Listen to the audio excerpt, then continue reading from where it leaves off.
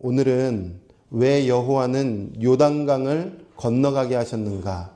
하나님은 왜 이스라엘 백성들로 하여금 요단강을 건너가게 하셨는가? 라는 제목으로 하나님 말씀을 함께 나누고 또 살펴보려고 합니다. 여러분, 지난주 우리는 여호수아서 2장 말씀을 통하여 신앙생활은 정탐생활이다, 이렇게 말씀을 나눴었는데 혹시 기억나세요? 신앙생활은 정탐생활이다.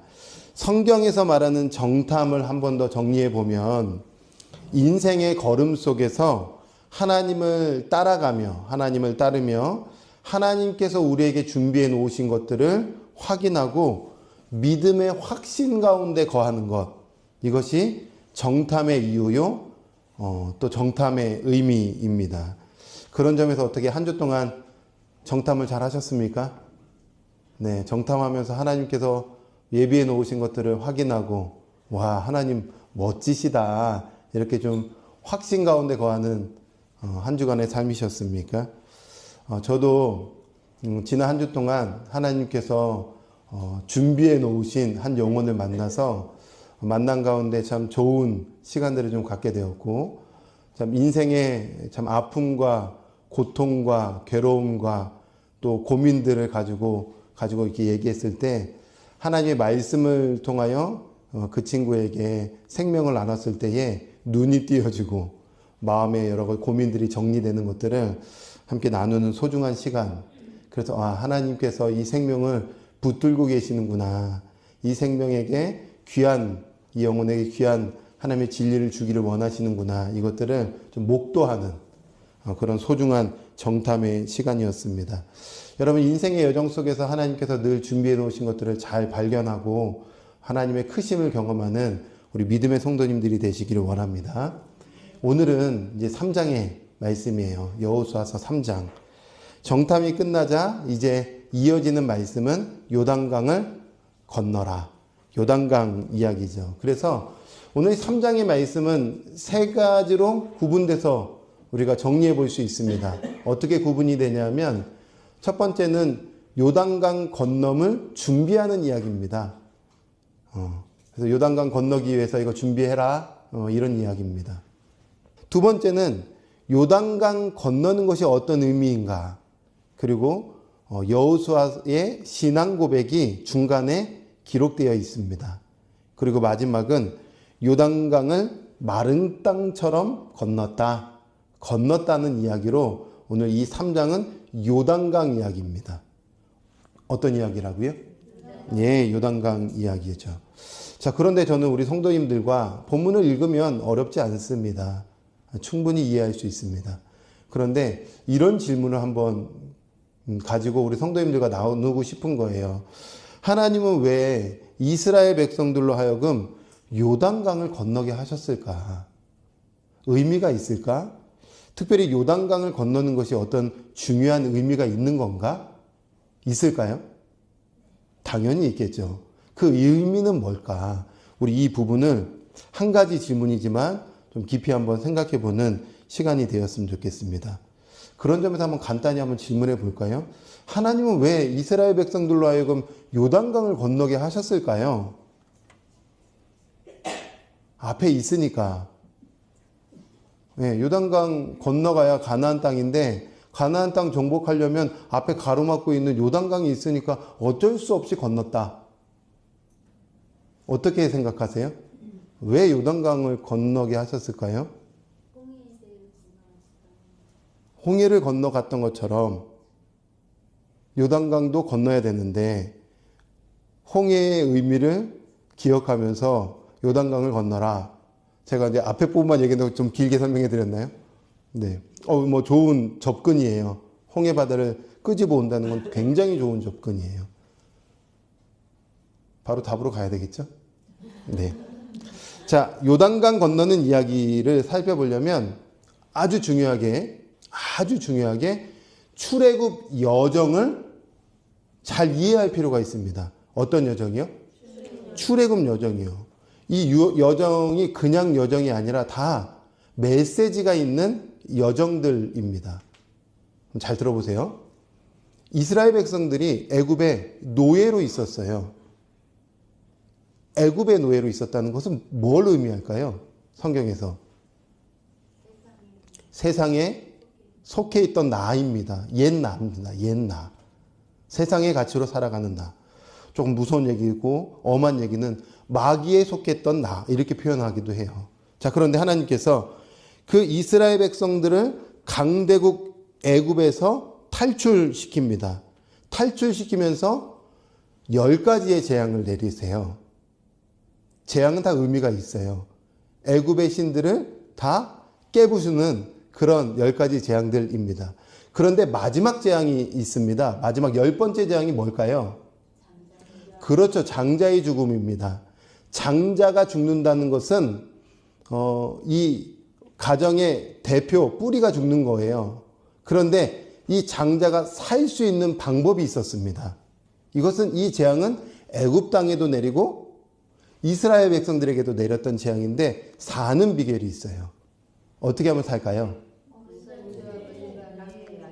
그렇죠. 어린 양의 피를 우슬초에 발라 문설주에 바르면 죽음의 재앙이 피를 보고 넘어가는, 이걸 유월이라고 하거든요. 그래서 유월함으로 구원받게 되는 겁니다. 그럼 10번째 재앙의 의미는 뭘까요?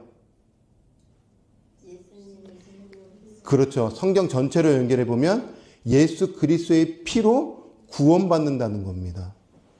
옛 내가 그리스도의 피로 구원받을 수 있다는 사건이죠. 자, 이제 장자의 죽음이 끝나고 나서 이스라엘 백성들은 드디어 애굽에서 탈출하게 됩니다. 해방의 날이에요. 기쁨의 날이에요. 여러분, 이 해방을 경험해야 돼요.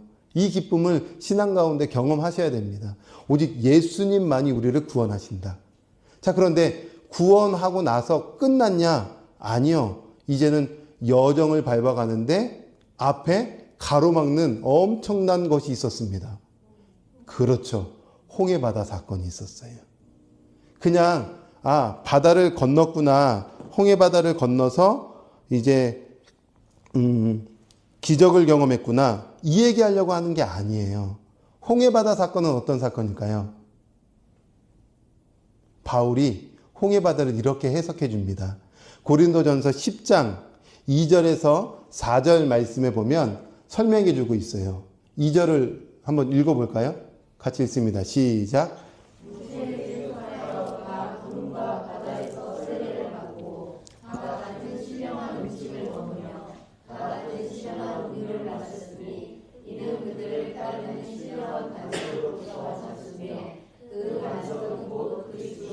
해석해 주잖아요. 홍해바다가 그냥 단순한 기적이 아니라 홍해를 건넌 것은 뭐라고요? 세례받은 사건이라는 거예요. 세례. 이제 옛 나는 죽고 새로운 내가 됐다는 사건입니다. 우리 작년에도 세례받은 은혜의 시간이 있었는데 그 세례의 의미가 물에 담겨짐으로 주님, 이제 옛 나는 죽었습니다. 애굽의 나는 죽었습니다. 이제는 새로운 주님과 함께 걷는 인생이 됩니다. 이게 홍해바다 사건이에요. 그러니까 여러분, 우리가 구약을 읽으면서는 해석해야 되는 거예요. 그 의미를 뽑아내야 된다는 거죠. 이해가 되시죠? 애굽의 사건은 옛 나의 사건, 그리고 유월절의 사건은 구원받은 사건, 홍해바다 사건은 세례받은 사건. 자, 홍해바다 건너면 이제 딱 적과 꿀이 흐르는 가나안 땅 짠 하고 나타나면 좋죠. 그런데 그랬을까요? 앞에 뭐가 있었을까요? 광야가 있었어요. 왜 우리 주님이 광야를 걷게 하셨을까요? 이제는 너희가 애굽에서 먹는 육의 것으로 살 것이 아니라 하나님의 말씀으로 살아야 된다는 거예요. 그래서 해석해 주잖아요. 또 다 같은 신령한 음식, 위로부터의 만나는 그냥 먹는 만나가 아니라 하나님께서 주시는 생명의 말씀을 의미하는 거예요. 육의 사람들은 먹는 것에 집중합니다. 그런데 영의 사람들은 말씀으로 먹고 삽니다. 뿐만 아니라 다 같은 신령한 물, 음료를 마셨으니 이는 그들을 따르는 신령한 반석으로부터 물이 나온 거예요. 갈증, 우리의 영혼의 갈증을 해결해 주신 분은 오직 그리스도입니다. 광야 걸으면서요. 그리스도화되라는 겁니다. 광야 훈련 받으면서요. 말씀화되라는 겁니다. 이해가 되시죠? 말씀이 여러분을 통치해야 됩니다. 그리스도가 여러분에게 꽉 찬 인생이 돼야 됩니다. 그래서 이 출애굽의 여정은 다 의미가 있다. 여러분 이제 잘 해석하신 거예요. 자, 한번 정리 한번 해볼까요? 애굽은 어떤 상태죠? 옛 나입니다. 옛 나, 옛 자신. 그리고 10번째 이 6월절의 사건은 구원받은 사건입니다. 그리고 홍해바다 건넌 사건은 세례받은 사건입니다. 광야에서 만나와 메추라기 반석에서 물을 마신 사건은 그리스도 화대라는 사건입니다. 자, 이제는 이스라엘 백성들이 모압 평지까지 왔어요. 하나님께서 정탐을 통해서 확인시켜 주셨어요. 건너라. 다 네 거다. 그런데 건너는 이 정복하러 가는데 중간에 가로막고 있는 것이 있습니다. 강이 있어요. 그게 뭘까요? 요단강이잖아요. 그럼 요단강을 건너는 것도 그냥 건넜다가 아니라 다 의미가 있겠죠.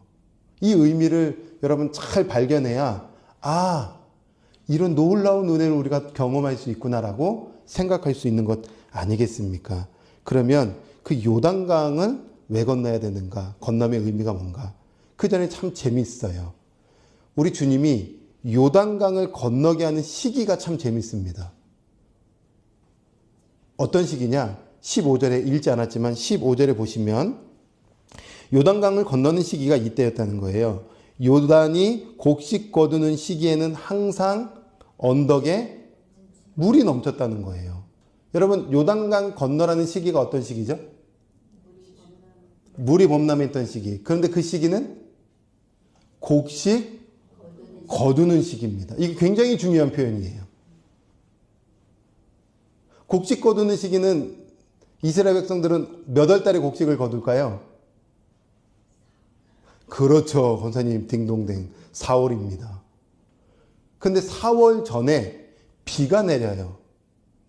그래서 이른비와 늦은비라는 비가 있는데 이스라엘 백성들에게 이른비는 10월달, 11월달에 내리는 비입니다. 그리고 늦은비는 2월, 3월에 내리는 비입니다. 우리랑 달라요. 우리는 10월달에는 가을에 우리는 추수하는데 그때는 4월달에 이스라엘 백성들은 추수를 하는데 추수 전에 바로 비가 내리는 거예요. 늦은 비. 그러니까 늦은 비가 오고 나서 창궐했을 때, 그러니까 이게 비가 많이 내렸을 때에 이게 이제 곡식을 거두는 시기가 되는 거죠. 자, 그럼 저는 이런 질문이 생기는 거예요. 지금까지 이스라엘 백성들이 걸었던 여정을 생각해 보면 뭐 광야를 인도하신 것도 하나님이고 또 시내산에서 1년 있다가 또 출발하는 것도 하나님이고 또 38년 있다가 출발하는 것도 하나님이고 모압 평지에 있다가 출발하는 것도 하나님이면 아니 이왕이면 좀 요단강 건너는 것은 물이 거의 이제 메말랐을 때 메마르면 건널 수 있거든요. 그때가 한 8월달 9월달이에요. 이른비 오기 전에 이때 건너라면은 너무 쉽게 건널 수 있는 좋은 타이밍 아니에요? 그럼 꼴짝이니까 돌 몇 개만 이렇게 다 던지면 거기 길이 생길 거고 쉽게 이렇게 건널 수 있잖아요. 그런데 우리 주님은 왜 하필이면 곡식 거두는 물이 가장 범람했던 그래서 쉽게 건널 수 없는 이 불가능한 상황 때에 요단강을 건너라고 했을까? 먹을 것 있음. 네 능력으로 가는 거 아니야. 네 능력으로 요단강 건너는 거 아니야. 이제부터 내가 할 거야. 하면서 이 물이 창궐했을 때 요단강을 건너는데 중요한 건 요단에 놀라운 의미가 담겨져 있다는 거예요. 요단이라는 단어에. 요단이라는 단어를 살펴보면 굉장히 중요한 영적 의미의 힌트가 있는데 이 요단이라는 단어가 어디서 나온 단어냐면 야라드라는 단어에서 나왔습니다. 그래서 요단은 원어로 보면 야르덴 그리고 어그는 야라드라는 단어입니다. 비슷하죠? 근데 이 야라드라는 단어의 뜻이 뭐냐면 내려오다, 내려가다, 내리다, 강림하다, 이런 뜻이 있어요. 그러니까 요단은 뭐냐면 내려가는 시간이에요. 네, 내려가는 시간이에요. 그리고 그분이 강림하시는 곳이에요. 이런 의미가 있는 거예요. 그러니까 요단강 건너는 것은 나는 내려가고 그분은 내려오시고 이런 장소라는 거죠. 참 재밌게도 놀랍게도 성경에서는 요단강과 관련된 메시지들이 참 많이 담겨져 있습니다. 그래서 예수님이 세례를 받으셨던 장소가 어딜까요? 왜 요단강에서 세례를 받으셨을까요? 그렇죠. 그것에 성령이 임하는 아주 중요한 장소였던 거예요. 의미가 있는 장소였다는 거예요. 뿐만 아니라 아람 열왕기하 5장에 보면 아람의 나만 장군이라는 장군이 이야기가 나오는데 그 나만 장군과 연결된 장소가 그렇죠. 요단강이에요. 생각해 보세요. 처음 듣는 분들 한번 제가 이야기해 드릴게요. 열왕기하 5장에 아람의 나만 장군의 이야기가 나오죠. 그런데 나만 장군이 병에 걸렸습니다. 그 병은 문둥병, 나병입니다. 병을 고쳐야 되는데 아람 땅에 이 병을 고칠 수 있는 사람은 없었습니다. 너무 낙심이 되는 거예요. 그런데 이스라엘에서 잡아온 또 이곳 가운데 온 어린 여자 소년이 이 나만 장군에게 이야기를 해주는 겁니다. 아니 이스라엘에는 엘리사라는 선지자가 있는데 그 엘리사라는 선지는 나병을 고칩니다. 귀가 번쩍인 거예요. 희망이 보인 거예요. 소망이 생긴 거죠. 좋은 소식이에요. 그래서 나만 장군이 아람 왕에게 부탁을 합니다. 저 이스라엘에 엘리사라는 선지자가 있는데 가서 이 나병을 좀 치유받고 싶습니다. 오케이, 가라. 그래서 갑니다. 엘리사의 집에 도착했어요. 그래서 이제 장군이니까 딱 온 겁니다. 그리고 이제 엘리사가 자기를 잘 맞이해 줄 거라고 생각했는데 황당한 일이 생긴 거예요. 나와보지도 않는데 엘리사가 이 사환에게 이런 얘기를 합니다. 뭐라고 얘기하냐면 5장 10절 말씀에 이렇게 표현하고 있어요. 읽어볼까요? 뭐라고 얘기하는지? 같이 읽습니다. 시작. 엘리사가 사자를 그에게 보내이르되 너는 가서 요단강에 몸을 7번 씻으라. 내 살이 회복되어 깨끗하리라 한지라. 네, 고쳐주는 방법이 있어요. 장소를 알려줍니다. 그 장소가 어딜까요? 네, 그렇죠. 몇 번 씻으라고 할까요? 7번. 왜 7번일까요? 완전하게 들어가라는 거죠. 자, 그런데 화가 났어요. 나아만이 너무 열불이 난 겁니다. 왜 화났을까요? 그렇죠. 나와보지도 않고 네가 감히 높디도 높은 이 장군인 내가 당신에게 왔는데 낮디도 낮은 당신이 나와보지도 않고 방법을 제시해? 그러면 지금 나아만의 마음 상태가 어떤 상태죠? 그렇죠. 교만한 상태인 거예요. 높은 상태예요. 우쭐대고 있는 상태예요. 자아가 시퍼렇게 살아있는 상태예요. 나병보다 지금 존심이 더 강한 상태입니다. 이 높아진 상태에서 화딱지가 났는데 이때 옆에 참 좋은 종이 있었어요. 나아만에 있는 옆에 있는 종이 이런 얘기예요. 주인님, 여기까지 왔잖아요. 근데 엘리사라는 선지자가 엄청난 일을 이야기하면 그거 일하라고 하면 할 거예요? 안 할 거예요? 엄청난 일 시키면 하지. 그런데 몸 씻으라고 저거 들어가라고 하는 건 왜 그거 못합니까? 그냥 들어가기만 하면 되잖아요. 그런가? 하고 말을 듣습니다. 그리고 14절에 이렇게 구절이 쓰여 있습니다. 참 재밌어요. 구절이 뭐라고 쓰여 있는가? 이것도 한번 읽어볼까요? 시작.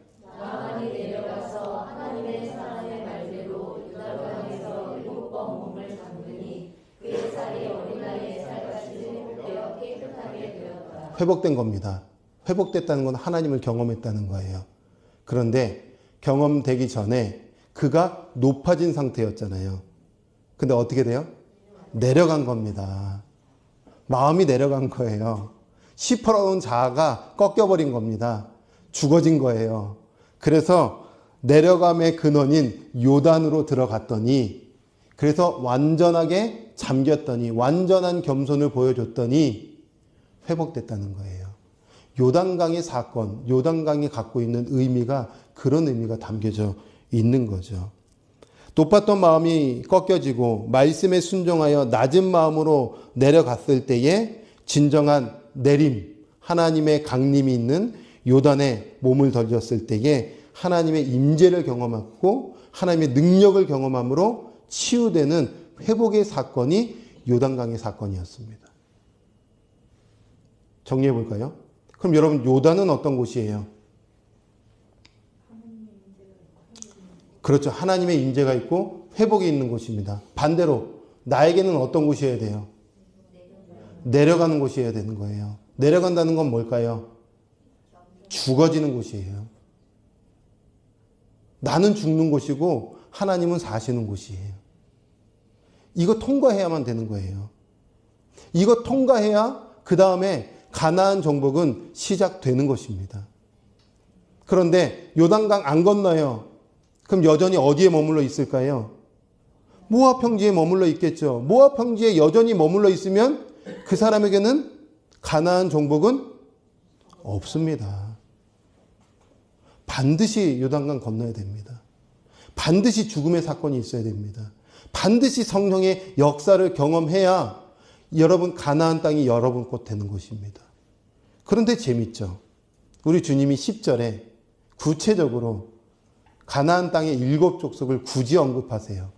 가나안 정복해라 이렇게 얘기하면 될 것을 7 족속을 굳이 기록하고 있습니다. 뭐라고요? 또 말하되 살아계신 하나님이 너희 가운데 계시는데 가나안 땅, 즉 가나안 족속, 헷 족속, 히위 족속, 브리스 족속, 기르가스 족속, 아모리 족속, 여부스 족속을 너희 앞에서 반드시 쫓아낼 거예요. 누가요? 하나님이요. 근데 그 사건을 어떻게 할 수 있어요? 어떻게 확인할 수 있어요? 이것으로서 알게 되는 거예요. 이것이 뭐죠? 요단강 건너는 기적을 통해서. 물이 창궐해서 우와 물이 이거 안 되겠네? 나는 된다는 거예요. 그래서 언약궤를 맨 제사장들이 언약궤를 들고 즉 하나님의 임재, 하나님의 능력이 앞서 가셔서 요단강 물에 발을 딛고 서니까요. 위로부터 아래까지 물이 멈춰버린 거예요. 기적을 경험한 거예요. 여러분 요단강에 그 범람했던 물이 끊겨서 마른 땅처럼 지나갔다는 기적에 초점 맞추지 말고 하나님이 함께 하시면 되는구나. 하나님이 나와 함께 하시면 역사가 일어나는구나. 여기에 초점 맞추는 거예요. 그러면 우리의 신앙은 내가 하는 게 아니라 앞서 가시는 하나님만 잘 따라가면 되는 거죠. 이거 하고 있냐는 겁니다. 7 족속은 의미가 있을까요? 없을까요? 있죠. 표로 한번 준비해 드릴게요. 표로 한번 보세요. 7 족속에 다 뜻이 있습니다. 10가지 재앙에 의미가 있듯이 7 족속은 사실 의미가 있어요. 여러분 가나안 땅에 몇 명의 왕을 무찌른 줄 아세요? 31명의 왕을 처리했고 처단했습니다. 그런데 7 족속이라뇨. 의미가 있는 완전히 진멸하라는 뜻이겠죠. 그런데 뜻이 뭐냐면요. 가나안은 뜻이요.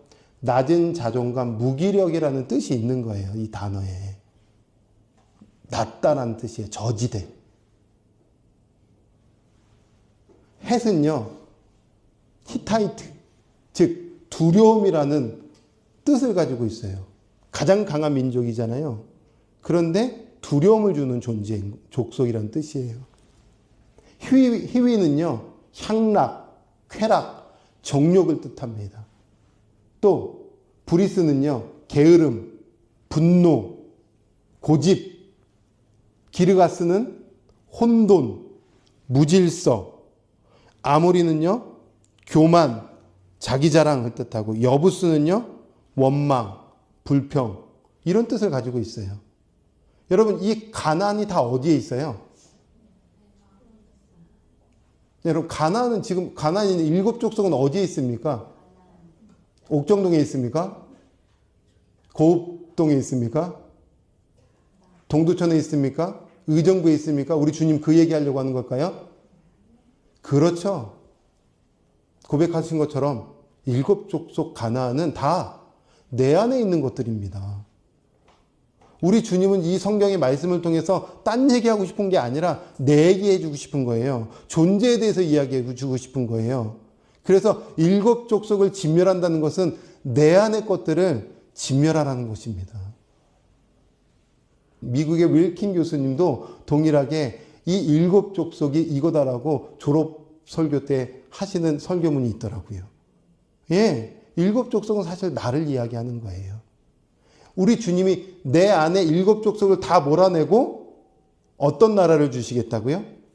그분의 나라, 의의 나라, 진리의 나라, 평강의 나라, 행복의 나라, 자유의 나라를 내 안에서 이루시겠다고 주님이 이 여호수아서 말씀을 우리에게 주고 있는 겁니다. 그러면 7족속이 진멸되려면 건너야죠. 어디를 건너요? 요단강 건너야죠. 요단강 건너는 것은 나는 죽고 그분의 임재로 다시 태어나는 시간이에요. 바울은 영적 요단강 도하 사건을 갈라디아서 2장 20절에 고백하고 있다고 저는 봅니다.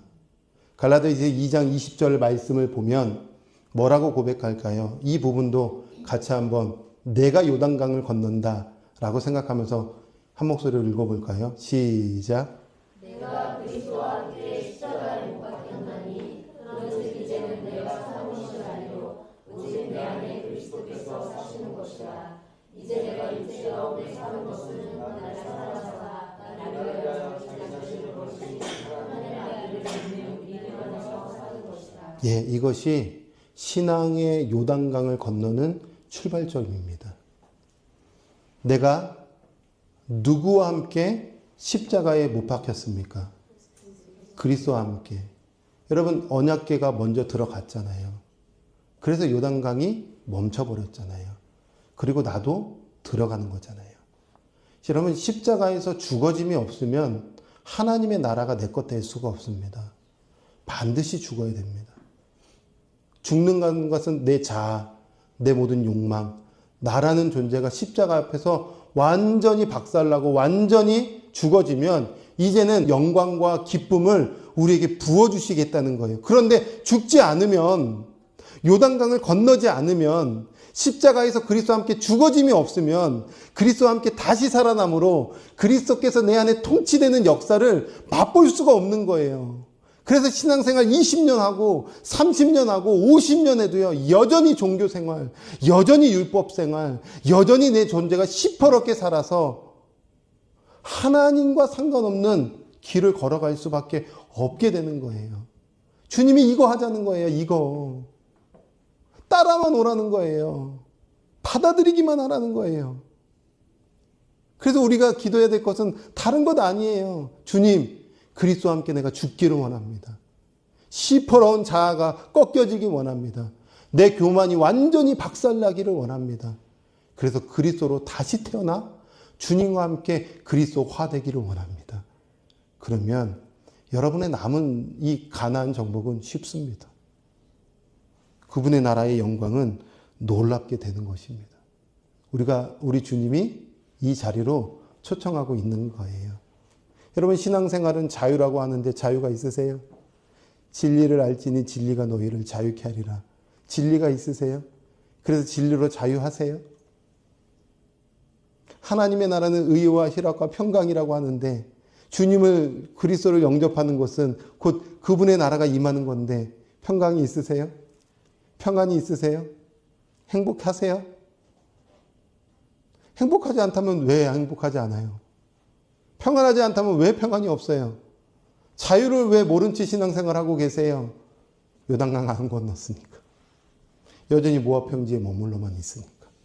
그래서 여전히 내 자아가 시퍼렇게 살아있으니까. 죽자. 죽으면 놀라운 일들이 일어나게 되는 겁니다. 여러분, 요단강 건너는 은혜가 여러분의 인생 가운데 있기를 주님의 이름으로 축원합니다. 바울이 그래서 이 육신의 장막을 입고 있기 때문에 날마다 고백하는 거예요. 내가 날마다 죽겠습니다. 그래서 그리스도로 부활신앙으로 살겠습니다.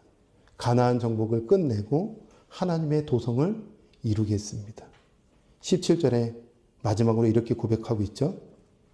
여호와의 언약궤를 맨 제사장들은 요단 가운데 마른 땅에 굳게 섰고 그 모든 백성이 요단을 건너기를 마칠 때까지 모든 이스라엘은 그 마른 땅으로 건너갔더라. 여러분, 저만 자유하면 되겠습니까? 안 되죠. 저만 요단강 건너면 되겠습니까? 우리 지사님, 권사님만 요단강 건넜다고 나 행복했다 이러면 되겠습니까? 여기 세빛순교회에 있는 모든 분들이 요단강을 마른 땅처럼 다 지나갈 때까지 우리 세빛순교회 교회 성도님들이 다 요단강을 건너 하나님의 도성을 이룰 때까지 이 믿음의 여정을 나만 하는 것이 아니라 같이 손잡아 주면서 이 영광의 기쁨을 누리며 살아가는 저와 여러분이 되기를 주님의 이름으로 축원합니다.